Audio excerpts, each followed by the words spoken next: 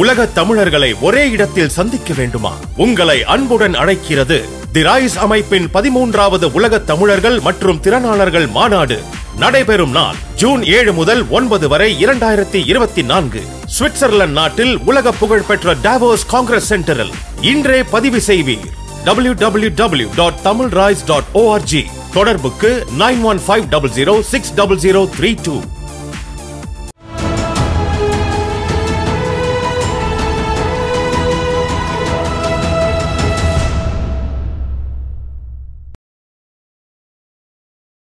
தமிழக நேயர்களுக்கு அன்பு வணக்கம். நம்மோட மூத்த பத்திரிகையாளர் திரு பிரியன் இணைந்திருக்கிறார். வாருங்கள் அவரோடு பேசுவோம். சார் வணக்கம். வணக்கம் சார்.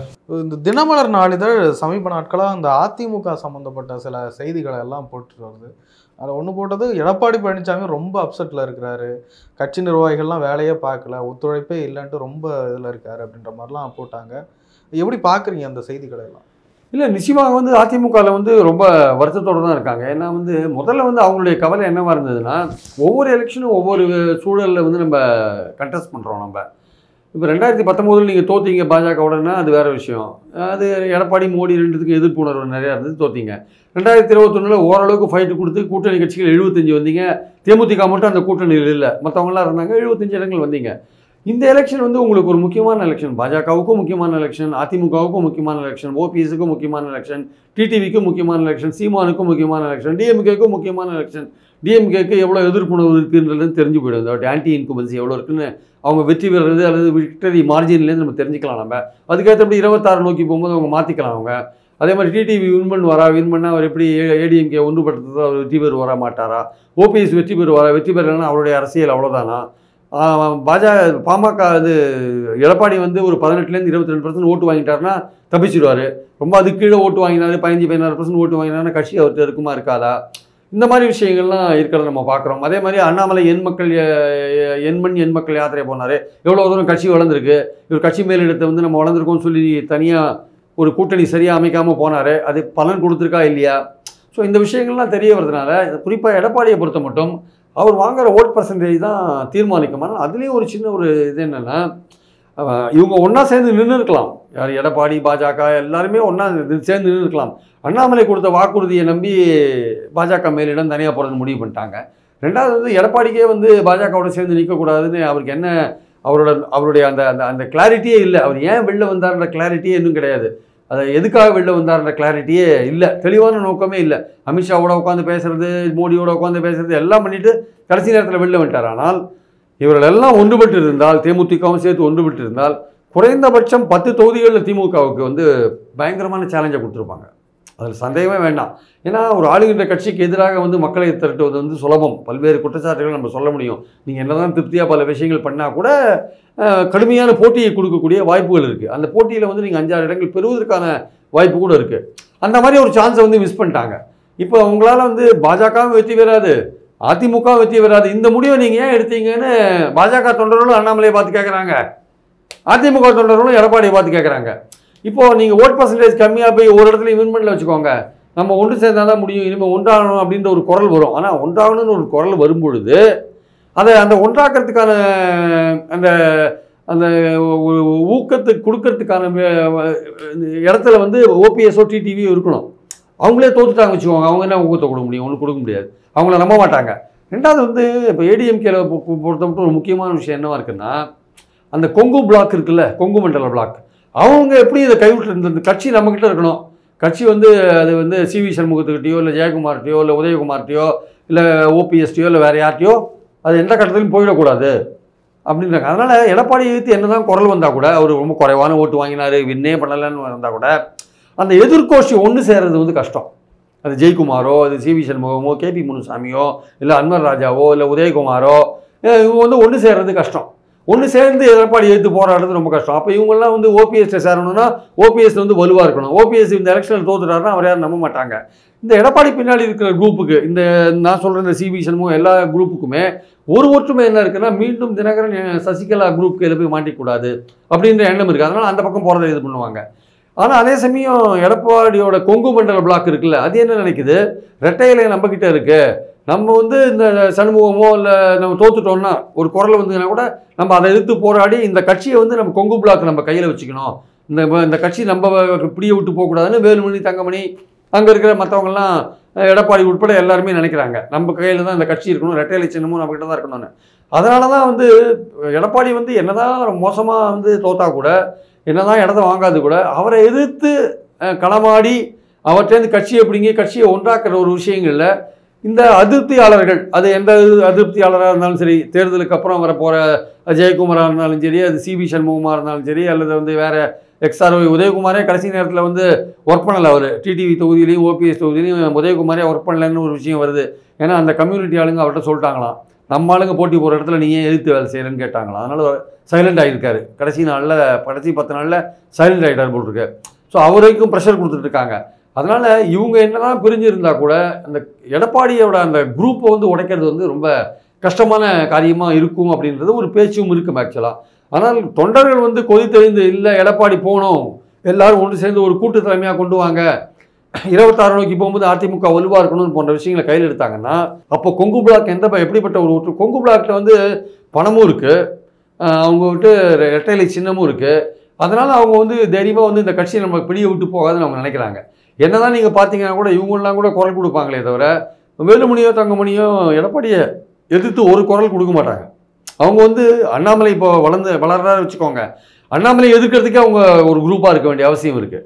26 நோக்கி போகும்போது மாநில கட்சியான அதிமுக ஒரு முன்னாடி நிற்கும் பொழுது பாஜக அதுக்கு போட்டியாக வந்துருமோ, அண்ணாமலை வளர்ந்துருவாரோன்னு இருக்குது. அண்ணாமலையும் அடக்கி வைக்கணும் சைடு பை சைடு. அதனால் இவங்க ஒன்றா இருந்தால் தான் முடியும். யார் இந்த கொங்கு எடப்பாடி, தங்கமணி, வேலுமணியெல்லாம் ஒன்றா இருந்தால் தான் முடியும். அதனால் வந்து அந்த கொங்கு பிளாக்டேருந்து, கொங்கு நாடு அந்த பிளாக்டேருந்து அந்த கட்சியை கைப்பற்றுறது ரொம்ப கஷ்டம். எடப்பாடி குறைவான ஓட்டு வாங்கினாலும் சரி, ஒன்றில் தோத்தாலும் சரி, அந்த கட்சியை அவர்கிட்டருந்து பிடுங்கிறது கஷ்டம். அது வந்து ஒருவேளை ஓபிஎஸ் வெற்றி பெற்றார், டிடிவி வெற்றி பெற்றார், இவர் மோசமாக தோத்தார் எடப்பாடி அப்படின்னா, அப்போது ஓரளவுக்கு தொண்டர்கள்ட்ட வந்து நீங்கள் ரொம்ப ஹார்ட் ஒர்க் பண்ணி 26 நோக்கி போகும்போது தொண்டர்கள் எல்லா தொண்டர்களையும் சந்தித்து நீங்கள் ஒரு பெரிய எழுச்சியாக அதை உருவாக்கினீங்கன்னா, அப்போது ஒரு வேளை எடப்பாடியை கொஞ்சம் அசைச்சு பார்க்கலாம். ஆனால் இப்போ ஆசான் சச்சு இப்போ இருக்கிற சுச்சுவேஷனை பார்க்கும்போது எது வந்தாலுமே அதை சமாளித்து மேலே போகிற அளவுக்கு எடப்பாடிகிட்ட வந்து பணமும் இருக்குது. அந்த கொங்கு நாடு, அந்த கொங்கு மக்களுடைய அந்த கொங்கு பிளாக்கில் இருக்க ஏடிஎம்கேயோட ஆட்களோட ஆதரவும் இருக்கிறதுனால கட்சியை வந்து அந்த கொங்கு தான் வந்து தீர்மானிக்குது ஆக்சுவலாக. அதை எடப்பாடி இருக்கிறது அவங்க தான் தீர்மானிக்கிறாங்க. இவங்க என்ன ஃபைட் பண்ணாலுமே நாளைக்கு தோற்று போய் என்ன ஃபைட் பண்ணாலுமே எடுபடாது ஆக்சுவலாக. ஆனால் கட்சிக்குள்ளேயே எடப்பாடிக்கான அந்த ஒரு பலம் குறைஞ்சிருக்கா? இல்லை, கட்சிக்குள்ளே அவருக்கு வந்து இந்த சைடில் இருக்கிற வட தமிழ்நாடு, தெற்கு தமிழ்நாடு, இங்கெல்லாம் வந்து அவருக்கு வந்து இப்போது நம்பிக்கை குறைஞ்சிட்ருக்கு. அவரோட தலைமை மேலே நம்பிக்கை குறைஞ்சிட்ருக்கு. அவர் சொல்கிறாரு தலைமைக்கு யாரும் விசுவாசம் வரலன்ட்டு. முதல்ல உங்களுக்கு விசுவாசம் இருக்கா தலைமை மேலே? உங்களை பதவியில் உட்கார வச்சுருந்தாரு சசிகலா. சசிகலாட்ட விசுவாசம் வச்சுருந்தீங்களா? நீங்கள் வச்சுக்கல இல்லையா? நீங்கள் அதனால் உங்களுக்கே விசுவாசம் கிடையாது. நீங்கள் விசுவாசத்தை பற்றி பேசுகிறதுக்கு உங்களுக்கு உரிமையும் கிடையாது. ஸோ அந்த மாதிரி இருக்கும் பொழுது எடப்பாடியை பொறுத்த மட்டும் அவர் வந்து என்ன நினைக்கிறாரு, ரெட்டை இலை சின்னம் நம்மகிட்ட இருக்கிறவரையும் நம்மளை யாரும் ஒன்றும் பண்ண முடியாதுன்னு நினைக்கிறார். அந்த ரெட்டை இலை சின்னத்தை நீங்கள் பிடுங்கிறதுனா நீங்கள் பொதுக்குழு உறுப்பினர்கள், எம்எல்ஏக்கள், எம்பிக்கள் எல்லாம் எதிர் குரூப் அவங்க சைடு இழுக்கணும். அது வந்து இந்த எதிர் குரூப் ஒன்றுபட்டு அதை இழுக்கிறதுக்கான வாய்ப்புகள் வசதிகளோடு இருக்கான்னா இதுவரையும் இல்லை. இப்போ இந்த தினமலர் நாளிதழ் வெளியிட்டக்கூடிய இன்னொரு செய்தி, இப்போ ஓபிஎஸ் தரப்புலையும் சில அதிருப்தியாளர்கள் இருக்காங்க, அவங்க வெளிவர போகிறாங்க அப்படின்ற மாதிரி சொல்கிறாங்க. அதை எப்படி பார்க்குறீங்க? முதல்ல ஓபிஎஸ் தரப்பில் எங்கெங்கே அதிருப்தியாளர், அவங்க விட்டு ஆளே கிடையாது. அப்புறம் என்ன அதிருப்தியாளர்கள்? ஆளே இல்லாத இடத்துல எங்கே போய் யாருக்கு டீ ஆத்துறதுன்னு. அதாவது பாயிண்ட் என்னென்னா, அவர் அங்கே நின்னதுக்கு காரணம் அந்த ஜாதி ஓட்டுகள் கிடைக்கணும் அவர் நின்னார் ஆக்சுவலாக. இத்தனை வருஷமாக அவர் தனியாக வந்து எடப்பாடியை எதிர்த்து பாலிடிக்ஸ் பண்ணுறாருங்க. அந்த 3 எம்எல்ஏ தவிர ஒரு 4ஆவதா 5ஆவதா ஒரு யாராவது எம்எல்ஏ வராங்களா? இல்லை புதுசாக வந்து யாராவது பொதுக்குழு உறுப்பினர்கள்? இத்தனை நாள் அவரோட ஃபைட்டு எப்படி அமைஞ்சிருக்கணும் ஆக்சுவலாக வந்து அவர் ஒரு 15-20 எம்எல்ஏயாவது அவர் பக்கம் போயிருக்கணும். ஒரு 100 பொதுக்குழு உறுப்பினர்களாவது எடப்பாடியிலேருந்து போயிருக்கணும். அது போயிருந்தால் அவருக்கு ஒரு நம்பிக்கை கிடைக்கும். இப்போ வந்து அவர்கிட்ட யாருமே இல்லையே ஆக்சுவலாக. இருந்தால் தானே அவர் தனிமரமாக தானே நின்றுட்டுருக்காரு. அவரை வந்து ரொம்ப பாஜகவே அவரை வந்து ரொம்ப மோசமாக தான் நடத்தினாங்க. கடைசி வரையும் எடப்பாடிக்காக கதவு ஜன்னல்லாம் திறந்து வச்ச பாஜக இவரை வந்து மோடியோட மேடையில் ஏற்றவே இல்லையே. இபிஎஸ்ஸை கடைசி கட்டத்தில் தான் மேடையிலே ஏற்றினாங்க ஆக்சுவலாக. ஸோ அப்படிலாம் இருக்கும்பொழுது இவங்க ஏடிஎம்கேலேயே வந்து ஓபிஎஸ் மேலே வந்து பெரிய ஒரு இவர் வந்து எதிர்காலத்தில் அதிமுகவை கட்டமைச்சிடுவார் அப்படி இப்படிலாம் யாருக்குமே நம்பிக்கை கிடையாது. அங்கே இருக்கிறவங்களுக்கு ஓபிஎஸ் உடைய எதிர்காலம் மோசமாக இருந்தால் அவர் கூட இருக்கிறவங்களுக்கும் 1-2 பேருக்கும் மோசமாக தான் இருக்கும் எதிர்காலம். அதனால் அவங்க வந்து இயல்பாக யார் இருக்காங்க, வைத்திலிங்கம் இருக்கார், மனோஜ் பாண்டியன்லாம் சைலண்ட் ஆகிட்டார் ஆக்சுவலாக. வைத்திலிங்கம், மனோஜ் பாண்டியன் போன்றவர்கள் இருக்காங்க. ஸோ அந்த மாதிரி இருக்கும்போது 1-2 பேர் அவர் போட்ட எம்பி, ராஜ்யசபா எம்பி ராமநாதபுரம் அவர் வேணால் இருப்பார். ஸோ அந்த மாதிரிலாம் இருக்கும்பொழுது ஒரு பெரிய அளவுக்கு அவருக்கான ஆதரவு இல்லாத போது அவர்கிட்டேருந்து எத்தனை பேர் வந்தாங்கன்னா போனாங்கன்னா, ஏன்னா அவர் எப்போ ஒரு மேட்டர் ஆவார்னா, அவர் வின் பண்ணியிருந்தாருன்னா ஒருவேளை ஒரு வின் பண்ணுறார் அப்படின்ற சூழலில் வின் பண்ணினார்னா அவர் கொஞ்சம் குரலை எழுப்புறதுக்கான வாய்ப்புகள் இருக்குது. அப்போது வந்து ரொம்ப கடுமையான ஒரு உழைப்புக்கு அப்புறம் தான் நீங்கள் எடப்பாடியை வந்து கொஞ்சம் ஆட்ட முடியுமே தவிர, கொஞ்சம் ஆட்டி பார்க்க முடியுமே தவிர, நீங்கள் சாதாரணமாலாம் எடப்பாடிகிட்ட மோத முடியாது. ஏன்னா எடப்பாடி அந்தளவுக்கு தன்னை கட்டமைச்சிட்டார், அந்தளவுக்கு தன்னை கட்டமைச்சிட்டு வலிமையாக மாறிட்டார். அதனால் ஏன்னா அவர் கூட இருக்கிறவங்களாம் ரெண்டே விஷயம் தான் சார். ஒன்று, அவர் அவங்களெல்லாம் 4.5 வருஷ காலம் நல்லா சம்பாதிக்க விட்டார், எல்லாம் நல்லா இருக்காங்க. ரெண்டாவது வந்து இந்த குரூப் எதுவுமே இந்த தினகரன், ஓபிஎஸ் அல்லது சசிகலா அந்த பக்கம் போகிறதுக்கு யாருமே விரும்பலை ஆக்சுவலாக. ஸோ ஏதோ நல்லதோ கெட்டதோ இவர் கூட இருந்தோம், ரிலேஷன் இவர் கூட இருக்குது, இப்படியே பயணப்பட்டுடலான்னு அப்படின்னு நினைக்கிறாங்க. இன்னொன்று வந்து அந்த கொங்கு மண்டல பிளாக் வந்து ஸ்ட்ராங்காக அதை கைப்பற்றி வச்சுருக்கு ஏடிஎம்கேவை. அதுலேருந்து விடுபடுறதுக்கு நீங்கள் எவ்வளோ பேர் தனித்தனியாக முயன்றா முடியாது, நீங்கள் ஒன்றுபடணும். நீங்கள் உதயகுமாரும் ஓபிஎஸும் ஒன்றுபடணும், உதயகுமாரும் சிபி சண்முகமும் ஒன்றுபடணும், இந்த மாதிரிலாம் கேபி முனுசாமிலாம் ஒன்றுபடணும். எல்லோரும் ஒன்றுபட்டிங்கன்னா ஓரளவுக்கு ஆட்டி பார்க்கலாம். அதனால் வந்து ஓபிஎஸ் சைட்லேருந்து இருக்கிறவங்க யார், 3 பேர் 4 பேர் எம்எல்ஏக்கள் இருக்காங்க. பொதுக்குழு உறுப்பினர்கள் வேணால் ஒரு 50-60 பேர் இருக்கலாம். பட் ஆனால் அதெல்லாம் வந்து பெரிய அளவுக்கு இன்னும் சேஞ்சஸ்லாம் உண்டு. வந்தால் அவர் இன்னும் தனிமரமாக இன்னும் மோசமாக போவாரே தவிர அது அங்கேருந்து வரத்துக்கான வாய்ப்புகள் இருக்கலாம். அவர் தோத்துட்டாருன்னா அவர் பின்னாடியே இருக்காங்க. எடப்பாடி தான் சின்னத்தை கையில் வச்சிருக்காரு, அங்கே வந்து சேருவாங்க. 26 எம்எல்ஏ சீட் ட்ரை பண்ணலாம்ல அட்லீஸ்ட்டு. செங்கோட்டையன் அவர்கள் வந்து பாஜகவுக்கு போக போகிறதா அந்த தினமலர் நாளிதழ் ஒரு செய்தி வெளியிட்டிருந்தாங்க, அதை எப்படி பார்க்குறீங்க சார்? செங்கோட்டையன்லாம் 72லேருந்து கட்சியில் இருக்கார் சார். கிட்டத்தட்ட பார்த்தீங்கன்னா கிட்டத்தட்ட 72லேருந்து பாருங்கள், இன்றைக்கி என்ன காலகட்டம் ஆக்சுவலாக பார்த்தீங்கன்னா 28, 38, 48, 52 வருஷமாக இருக்கார் சார். 52 வருஷமாக ஏடிஎம்கேல பாலிடிக்ஸில் இருக்கார். அவர் இருக்கிறவர் வந்து அவருக்கே வயசு இப்போ 75 கிட்டத்தட்ட போயிருக்கலாம் கிட்டத்தட்ட. அப்படி இருக்கிற வந்து ஒரு அரசியலில் வந்து தன்னுடைய சக்தியெல்லாம் இழந்துட்டார். ஆங்கிலத்தில் சொன்னால் ஸ்பெண்ட் ஃபோர்ஸ் ஆகிட்டார். இந்த ஸ்பெண்ட் ஃபோர்ஸ் எல்லாம் பாஜக ஏற்றுக்க மாட்டாங்க சார். அவங்களே 75 வயசுக்கு மேலே ஆளுங்களை வெளில அனுப்பிச்சிட்டு இருக்காங்க, எலெக்ஷன்லேயே நிற்க வைக்கிறது இல்லை. அப்புறம் இவர் எப்படி அவங்க சேர்த்துப்பாங்க? இவரை சேர்த்துட்டா கூட இவர் வந்து நம்ம திமுகலேருந்து துரசாமி போனார் பார்த்தீங்களா, இப்போ அவர் எங்கே இருக்கார் யாருக்கா தெரியுமா? இந்த எலெக்ஷனில் கூட அவர் எங்கேயும் ஆளை காணும்னு நினைக்கிறேன்.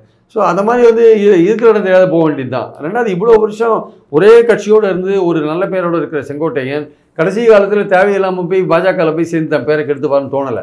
சரி, நம்ம கண்ணியமாக இருந்துட்டோம், இதோடய நம்ம ரிட்டையர். இனிமேல் அவருக்கு என்ன சார் அரசியலில் இருக்குது?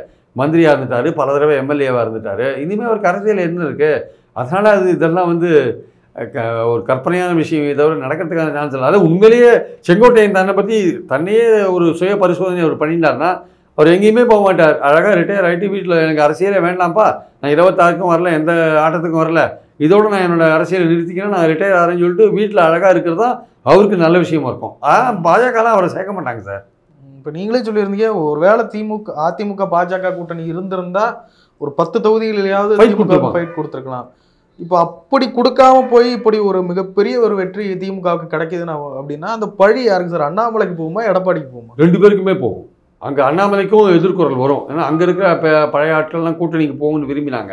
அதனால தான் நிறைய பேர் போட்டி போடவே விரும்பல ஆக்சுவலாக. அதனால் இவர் அண்ணாமலைக்கும் போகும். ஏன்னா நீங்கள் தலைமையை தவறாக மிஸ்கைட் பண்ணிட்டீங்க. எடப்பாடி வந்து என்ன காரணத்தினால போனார்ன்றது தெளிவாக இல்லை. அவருக்கு வந்து அண்ணாமலை கொங்கு மண்டலத்தில் நமக்கு போட்டியாக பாலிடிக்ஸ் பண்ணுறாரு அதனால் போனாரா, இல்லை எம்ஜிஆர் பற்றி பேசிட்டார் அதனால் போனாரா, இல்லை நம்மளை 26ல் வந்து நம்மளை சிஎம் கேண்டிடேட்டாக ஒத்துக்க மாட்டாங்கன்னு சொன்னார் அதனால் போனாரா, இல்லை சிறுபான்மையர் ஓட்டை வந்து பாஜகவோட இருந்தால் கிடைக்காது அதனால் நம்ம தனியாக போனால் வாங்கலாம்னு போனாரா, இல்லை பாஜக சொல்லி சிறுபான்மையர் ஓட்டை திமுகவுக்கு போகக்கூடாது, பிரிக்கணும், நீங்கள் போய் தனியாக நில்லுங்கன்னு சொல்லி வந்தாரா? எல்லா விஷயமும் அதில் இருக்குது. அதனால் எதுக்கு வந்தார் ஏது வந்தார் தெரியல, ஏதோ வந்துட்டார். வந்ததோட பர்பஸும் தருவாகலை. நீங்கள் தனியாக வந்துட்டு நீங்கள் உங்களால் சிறுபான்மையோர் ஓட்டை வாங்க முடியுமா? முடியாது. ஏன்னா நீங்கள் வந்து மோடியை பற்றி ஒரு வார்த்தையும் பேச மாட்டேன்றீங்க, அவரை வந்து அவருடைய ஆட்சியை பற்றி விமர்சிக்க மாட்டேன்றீங்க, எதுவுமே பண்ண மாட்டேறீங்க. திமுக ஆட்சியை பற்றி விமர்சிக்கிறீங்க. அது 26ல் பண்ண வேண்டிய ஒரு விஷயம். அதனால் உங்களுக்கு எவ்வளோ தூரம் ஓட்டு போடுவாங்கன்னு சொல்ல முடியாது. அப்போது அவர்கிட்ட ஒரு கேள்வி கேட்குறாங்க தேர்தலுக்கு முன்னாடி, சப்போஸ் மோடிக்கு வந்து 1-2 இடங்கள் ஷார்ட் ஆச்சு, உங்ககிட்ட இருந்ததுன்னா நீங்கள் என்ன முடிவு பண்ணுவீங்கன்னு கேட்டால் அது அப்போ இருக்கிற சூழலை ஏற்று முடிவு பண்ணுவேன்றாரு. அப்போ அந்த பதிலேயே அவர் சிறுபான்மையோர் ஓட்டை கம்ப்ளீட்டாக கொஞ்சம் கொஞ்சம் வந்திருந்தா கூட எல்லாத்தையும் இழந்துட்டார் அவர். ஆக்சுவலாக மோடி வேண்டான்றதான் சிறுபான்மையோரோட பாயிண்ட்டே தவிர நீங்கள் கன்சிடர் பண்ணுவோம் அதெல்லாம் சொன்னால் அவங்க ஏற்றுக்க மாட்டாங்க. எஸ்டிபிகிட்ட போய் கேட்டு பாருங்கள், மோடி வரணுமா வேண்டாமா, வரவே கூடாதுன்னு சொல்லுவாங்க. அந்த எஸ்டிபி ஏடிஎம்கேயோட இருக்குது. அவங்க என்ன நினைப்பாங்க? அவங்க ஃபுல்லாக வந்து அவங்க இன்டைரக்டாக முஸ்லீம்களுக்கு வந்து இது மாதிரி ஒரு ஸ்டாண்டில் இருக்காரு, நாங்கள் வேறு வழியில் அவர் கூட போட்டி போட்டுருக்கோம், நீங்கள் மனசாட்சி எப்படி முடிவெடுங்கன்னு சொல்லிட்டு போயிட்டே இருப்பாங்க அவங்க ஆக்சுவலாக. அதனால் 2 பேர் மேலேயும் பழி வரும். 2 பேர் நீங்கள் அரசியலில் வந்து சில சமயம் வந்து சேர்ந்துருக்கிறது வந்து சரியாக வராது அப்படின்னு நீங்கள் நினச்சா கூட சேர வேண்டிய கட்டாயத்துக்கு நீங்கள் தள்ளப்படுவீங்க. ஏன்னா அது வந்து பொலிட்டிக்கல் கம்பல்சனாக இருக்கும். அந்த இடத்துல நீங்கள் சேர்ந்தீங்க வச்சுக்கோங்க, வெற்றி பெறதுக்கான வாய்ப்பும் உண்டு. ஆக்சுவலாக அந்த பஸ்ஸை நீங்கள் மிஸ் பண்ணிங்கன்னா உங்கள் எதிர்காலம் கொஞ்சம் அடிபட்டு போகிறதுக்கான வாய்ப்புகள் இருக்குது. அது ரொம்ப கருணாநிதி, ஜெயலலிதா போன்ற தலைவர்கள் அதெல்லாம் தாண்டி வந்தாங்க. ஆக்சுவலாக இப்போ இருக்கிற தலைவர்கள் வந்து இந்த மாதிரி தோல்வியெல்லாம் தாண்டி வருவாங்களான்றது கொஞ்சம் சந்தேகமான விஷயம்.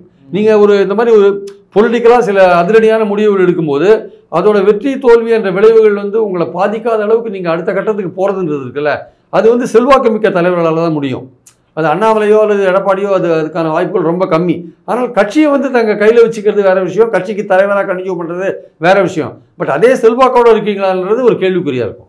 இப்போ எடப்பாடி பழனிசாமி அவர்கள் தோற்றாலுமே அவர் கட்சி அவர் பிடிக்குள்ளதான் இருக்கும். அப்படிதான் இருக்குன்னு தான் என்னுடைய பாயிண்ட். ஏன்னா அது வந்து ரொம்ப ஸ்ட்ராங்காக அவர் பின்னாடி இருக்குது. அது காரணம் இந்த கொங்கு மண்டலம். அந்த கொங்கு மண்டலத்தில் இருக்கிற தலைவர்கள்லாம் அவருக்கு பின்னாடி சாலிடாக இருக்காங்க. ஆக்சுவலாக அதனால் வந்து அது அந்த கட்சி அவர்கிட்ட தான் இருக்கும், சின்னமும் அவர்கிட்ட தான் இருக்கும்.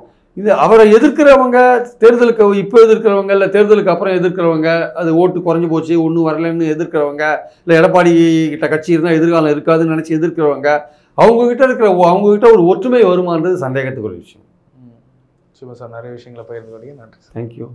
உலக தமிழர்களை அழகின் உச்சமான சுவிட்சர்லாந்தில் சந்திக்க ஓர் அரிய வாய்ப்பு. தி ரைஸ் அமைப்பின் 13வது உலக தமிழர்கள் மற்றும் திறனாளர்கள் மாநாடு நடைபெறும் நாள் ஜூன் 7ஆம் தேதி முதல் 9 வரை 2024 சுவிட்சர்லாந்து நாட்டில் உலக புகழ்பெற்ற டாவோஸ் காங்கிரஸ் சென்டரில். முன்பதிவிற்கு www.tamilrise.org. தொடர்புக்கு 9150060032.